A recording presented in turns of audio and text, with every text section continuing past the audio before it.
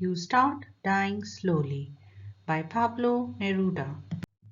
If you do not travel, if you do not read, if you do not listen to the sounds of life, if you do not appreciate yourself, you start dying slowly.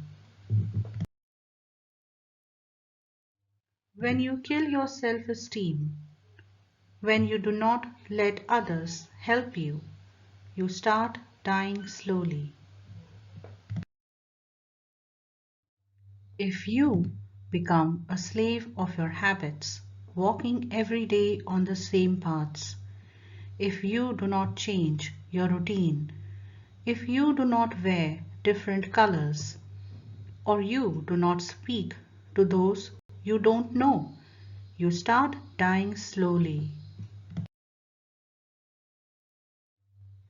If you avoid to feel passion and their turbulent emotions, those which make your eyes glisten and your heart beat fast, you start dying slowly.